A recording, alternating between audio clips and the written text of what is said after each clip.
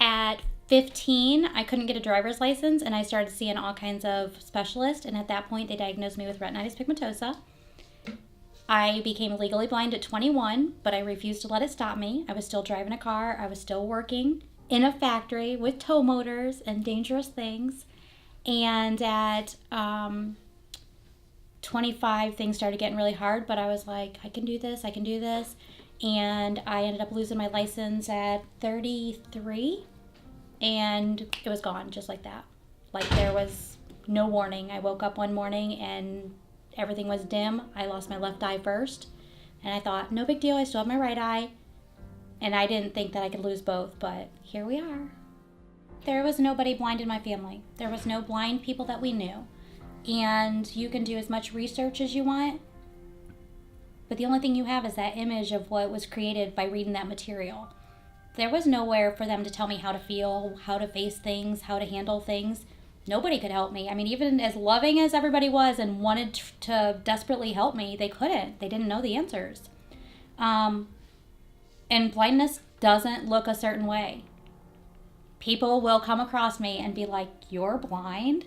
And I can do the same things most people can do. Well, now I can, but I mean, with a little bit of work and a little bit of small changes in your life, you can do everything everybody else is doing. So even now, people don't know what to say. They don't come across a blind person, and when they do, they're like, wow, you can do so much. So I think it's changed, but because of the Sight Center or places like this. When I was in 7th grade, I was 13. I have a shunt, and it came disconnected, and I was living with migraines for a whole year straight.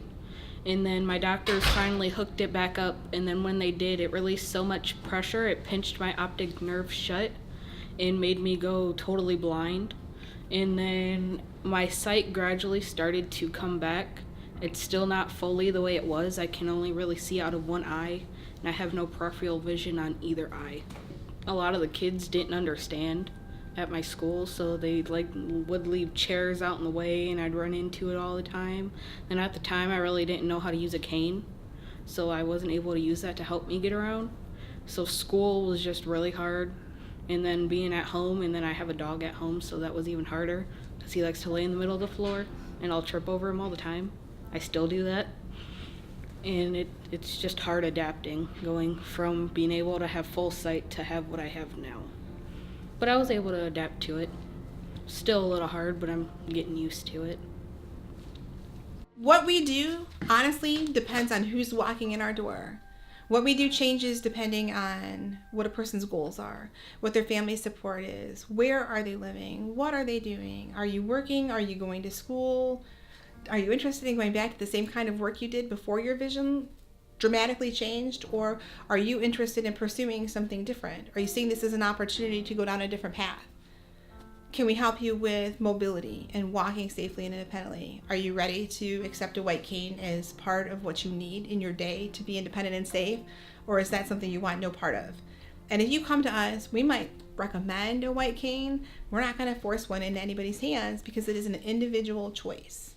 And hopefully we provide the right amount of support, education, and confidence that when a person is ready for that, they know that we'll be there for them to teach them the right ways to be safe, independent, and to consider all the different ways that they can use their cane to do and to go and to be around whoever they want to. The adjustment is sort of the same thing. Does a person need resources for a support group, or do they just want transportation so they can go where they want to go with anybody they want to go with? Are we helping with medication management? Are we helping with being independent with your diabetes? Can we help you to care for your personal care needs? Like if you need a nurse to come in, for example, to help you with your colostomy type of a situation, that's a nursing situation. If you want to manage that independently, the Sight Center can come into your home. We can break down what part of that task might be a challenge to do with no vision, and we can work with a person to get independent so that they don't have to have that nurse coming in if they don't want that anymore. It's from cooking to those types of tasks, to walking with a cane, to using an iPhone with accessibility features. It's doing old-fashioned things like writing out checks and tallying up your bank statements, because some people have gotten away from that and they just look it up online. some folks really want to know that balance, and if it's important to you, it's important to us.